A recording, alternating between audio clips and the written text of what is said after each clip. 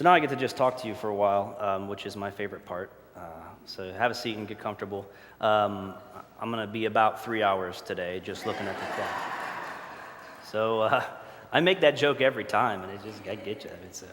So I was actually laying awake last night, not able to sleep very much, and most of that was because my cat was bothering me. But the other part of it was I was nervous. And I've done this a few times, and if you know me, I don't usually get nervous in front of crowds. I'm comfortable up here. I like to stand up here and talk, and I enjoy giving the message, and it's something that I'm passionate about. But for some reason, the content of this sermon I'm about to give is what was making me a little bit, I'm nervous to give this message. I don't know why. Maybe as we talk, it will be revealed a little bit more. But this is my general disclaimer. This is the warning that I'm giving you, is that the content of this sermon may bother some of you. The things that I'm going to say you might not agree with. You might want to disregard. But I would challenge you with this. I try to respect other people's opinions. I'm going to give you my opinion. I'm also going to give you some biblical examples of why I have that opinion. And so I hope that you will listen and take it to heart and not just let it be what a nice sermon. Doug, you did a great job sermonizing today. You're just a good speaker. And these are the kind of things I hear after I give it. That's not what I want you to get from this. Because it's not about me. It's not about the things that I've written. It's about God and what His message is and what it can do for us. And so today we're actually going to talk about dressing down. This is what it is. Why we wear clothes that we wear to church or anywhere else. And we're going to talk a little bit about that. And basically, I'm going to share with you what my opinion is. So this is another thing. I like to get up on my soapbox a lot. Does anyone actually know, were there boxes of soap that were like were there wooden crates so that you could actually stand on? Is that what people would do? Does someone know the history of that? I don't know. Does anyone have one? Because I would really appreciate an actual literal soapbox. And I would set it right here, and I would stand up on top of it and talk to you from it. So if anyone has a soapbox, that's what I want for Christmas. I really do want it. So I'm going to talk a little bit about my own faith for a minute. And just like these kids up here, I asked them, why do we dress up for church? And most of them are, I don't know. You just do. And so when I was a kid, my mom and dad, mostly my mom would make us get up for church in the morning on Sunday and make us dress up and wear whatever nice clothes we had. So already I didn't like church. You had to dress up. It's early in the morning. My two least favorite things, okay? And as a kid, I'm kind of like, why do we need to dress up? This is just kind of silly. But I still did it. I didn't necessarily question why you should dress up for church. I was like, everybody else dresses up for church. I should dress up for church. And as a kid, that kind of mentality is okay. Everybody else is doing it. I should do it. But then as you start growing up a little bit older, and for instance, I would get into youth group, and I'd be like, if everybody else is doing something, should I do it? And if you still have that mentality when you grow up, then you're kind of like getting into some dangerous things as a teenager. But when I was a kid, what we would do is we would wake up in the morning and we would go downstairs and we would play with our toys very quietly. Because if we did, Mom and Dad wouldn't wake up. And if they were late enough in waking up, we wouldn't have to go to church. So we were like literal church mice, like downstairs, like, and we would, in a cartoon, we'd step on a creaky board. And all of a sudden we'd hear a voice from upstairs, get up, we're going to church. We weren't quiet enough. We have to go now. And this kind of thing. And we didn't want to go. Kids, they don't want to go. And so when I was a teenager, I joined a youth group at my church. And I liked the youth group, and we hung out, and we talked, and we did cool things. But I started reading this book here that we call the Bible. And I was reading these stories of basically these hero-type characters that would go out into communities and just heal people and help them with their problems. And then I would go to church on Sunday, and they would say, "You're a disciple of Jesus." And I'm kind of thinking, how am I a disciple of Jesus? Because I open the book up, and I see what the disciples of Jesus did, and I'm kind of like, here we are sitting in a pew singing songs, not doing the things that are in the book. And so this realization when I was in high school made me really question church in general. And it also led to me questioning God. So by the time I graduated high school, I did not believe in God by the time I graduated. And so it kind of drove me away. Something that I really realized at that point was there are certain things about church that I really didn't like. There was nothing about God that I didn't like, but there were some things about church that I didn't like. And so then I went to college, and I got this awesome opportunity working for a mission and serving people. And now I'm reading these stories about people's hearts being built up in the Bible, and now I'm able to do it, okay? And I'm like, maybe there is something to this whole God thing. And so I refound my faith in college, working for this mission. But at that time, I was kind of like really up on my soapbox a lot. Like, getting up on my soapbox and talking about certain things that I like to refer to as churchisms.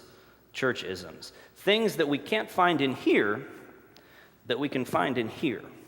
And I'm going to look around and just look at a few things that are not in the Bible that are in, for instance, a church building like this.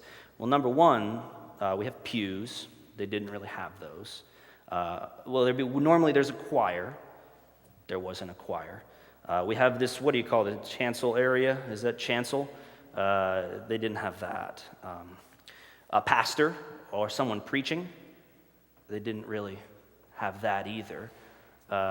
Piano, organ, not really in there.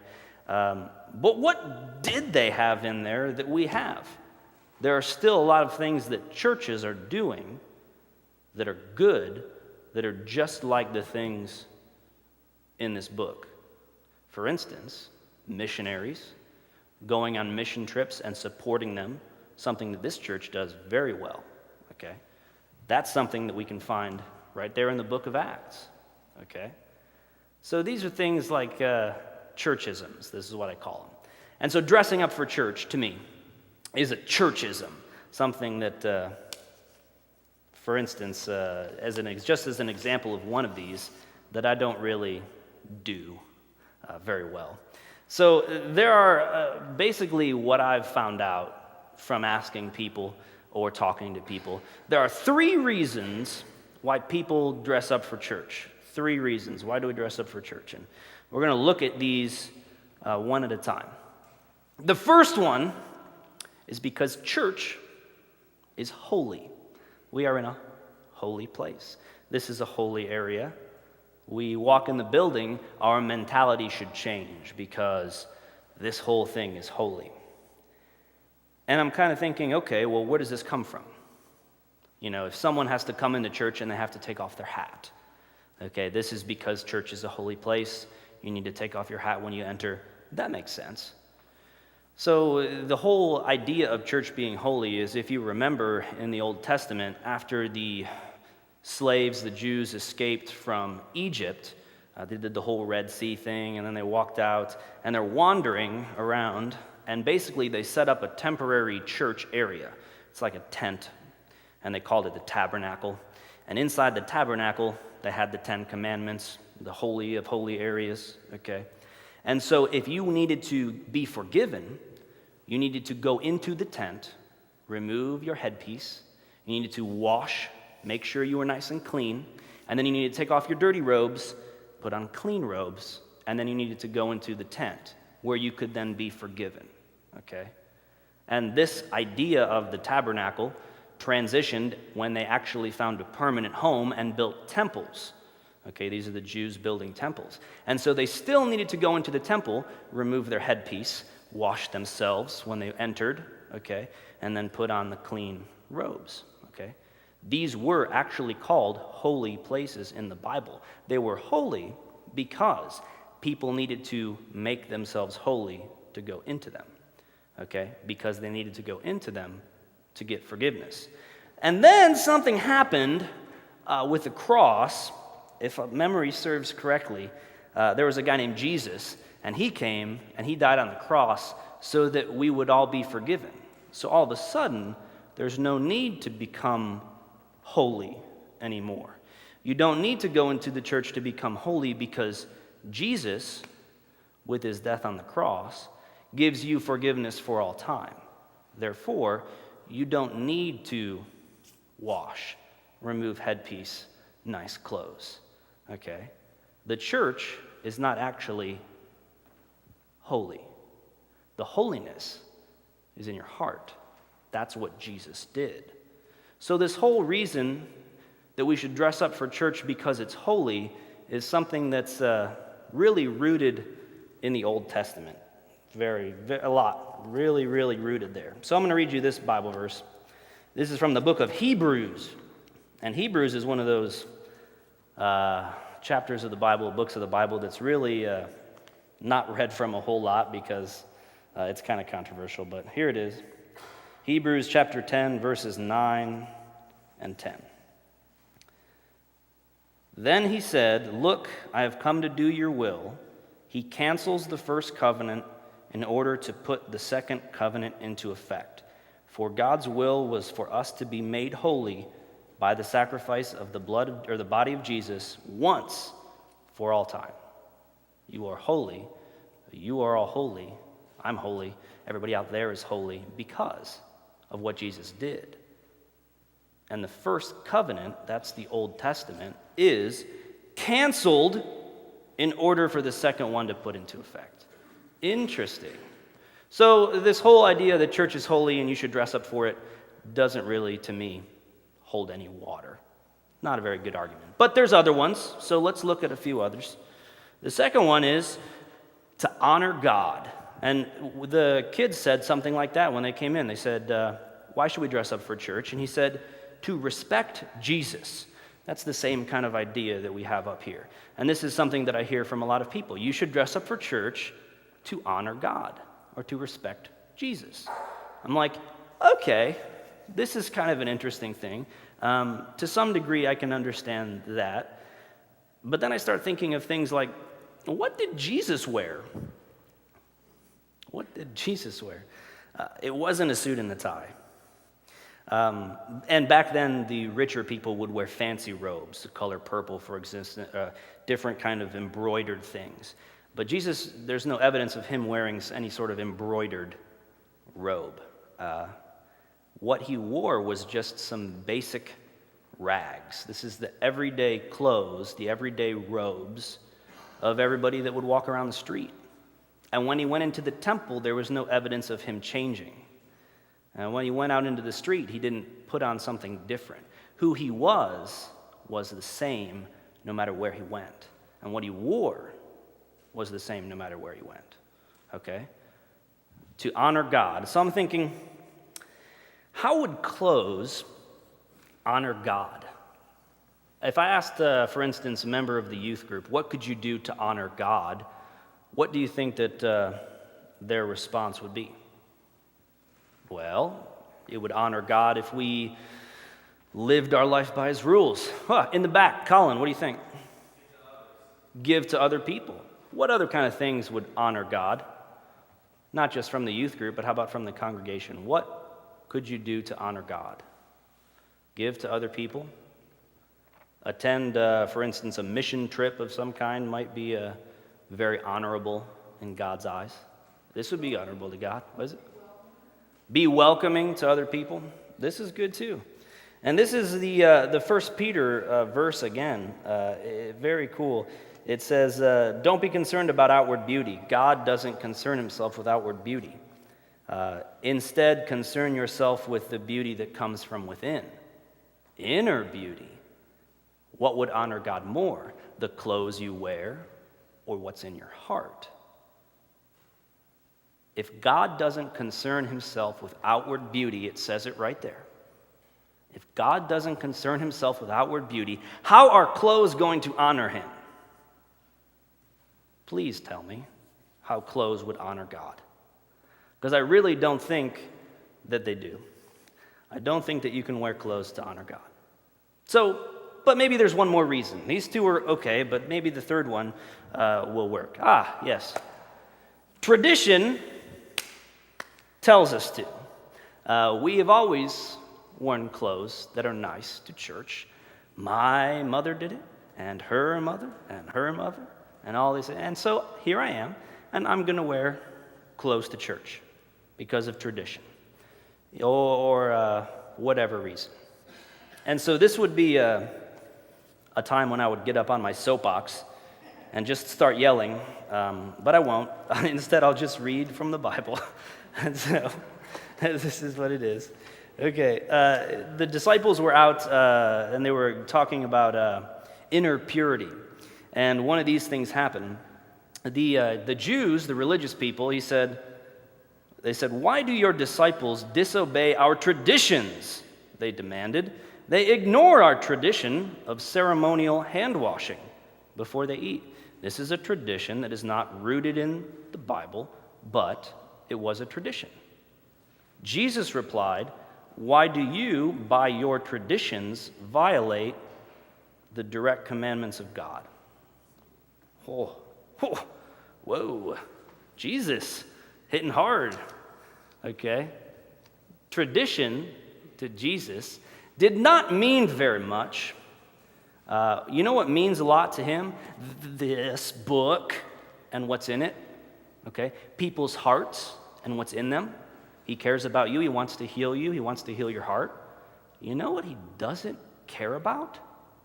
The clothes that you wear. The clothes that you wear.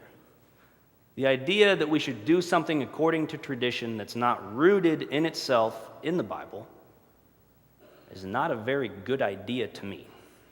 So that's kind of my soapbox about that. So you're thinking, okay, Doug, you made your point. We don't have to dress up for church. I won't shine my shoes next Sunday, I'll wear a Hawaiian shirt or something like that, I won't dress up all the time. You made your point. And then you'll laugh and pat me on my back. And I'm just thinking to myself, is this a joke? Is this a joke to you? Because I'm saying there's three reasons why you shouldn't, or three reasons why that we should dress up for church don't really hold any water. Now I'm going to say something else, okay? And this is the last thing. There are three reasons in my mind why you actually should not dress up for church. This is a different kind of conclusion. You shouldn't dress up for church. And here they are, the three reasons why you shouldn't dress up. Number one, kids. Okay? When I was a kid, I had to dress up for church. Okay? Why? This led to me thinking about these churchisms, which led to me leaving the church. Literally, youth and kids and young people are leaving the church in droves, okay? Why would you want to do something that would cause them to do this? Well, Doug, getting kids to dress up for church is something that it teaches them, to obey the law, or to obey, to have some sort of respect or something like that. Now, we just went over this. Let's not backtrack. Youth do not respond well to being told what to do. I don't know if you knew that, if any of you had kids. Okay. I often ask, things of the youth group. Hey, will you go? This is my conversation with one of the guys in the back almost every Wednesday. Hey, will you go do something for me? Why don't you make me? He's just joking. Why don't you make me go do it? Okay. But then he goes and does it. Hey, he's right there. Thanks. Hey, just give away. There, Brad. There. I went to an apostolic church one time, and we were hosting a mission team there, and the pastor there saw all the people come in, and he said, because I've seen some churches have rules about shorts and about hats and this kind of thing, and he said the women aren't allowed to wear pants when you come next time. And I'm just like, what are they supposed to wear? Well, they have to wear a dress or a blouse or something like that. And I'm just thinking, you have 10 people attending your church, and you're going to push someone away for wearing pants? To me, it seems a little bit, why are you doing this? Why are you doing this to yourself? Is kind of what I was thinking. It just doesn't make sense to me. So youth is the first reason. The next reason is more important. It has to do with this. And you probably already know what I'm going to say right now, but when we went to West Virginia on a mission trip, we got a chance to read out of this book about poverty. And there are certain things, the class differences, poor people and rich people and middle class people all do things a little bit differently. And so, for example, just one of the things that I can remember that I read is that when you want to go to dinner at someone's house, you're in the upper class, you will call them and say, when is a date that I could come over and have dinner at your place? But if you're in the middle class, you would just say, hey, I'm coming over. Where if you were in poverty, you would just show up. Be like, hey, what are we eating? You know what I mean? And so none of those things are right and none of those things are wrong. It's just a little bit of a difference, okay? Another one was if someone walks in that no one knows and we're all talking, we're having a conversation, and the upper class, as soon as this person walks in, someone will say, oh, by the way, this is Josh Jackson, and this is everyone. Oh, hey, I'm Doug Devor. Hey, I'm this, and a formal introduction. And in the middle class, someone walks in and be like, hey, everybody, that's Josh Jackson. Josh Jackson, everyone, and that's it. And the poor, someone would walk in the room and may not even get an introduction, just because that's the way it is. It's like, hey, we're just going to continue our conversation, and if Josh Jackson wants to come and shake hands, that's fine too. Little things like this that we don't think about. So my question is, if you were poor, not just lower middle class poor, but poverty poor, what would you wear to church? Well, to be honest with you, there's a lot of people in poverty that don't go to church. A huge population that doesn't go. Why don't they go? I don't know. But what kind of things do people in poverty lack? One of these things is a washer and a dryer, okay? You often see clothes on the line. I knew a family who washed all their clothes in their bathtub and then hung them out to dry on the line, okay? This is what people do. Some of you may even come from families where you had to do these kind of things, okay? What else don't you have? Fancy clothes, nice clothes. How many ties do you own, okay?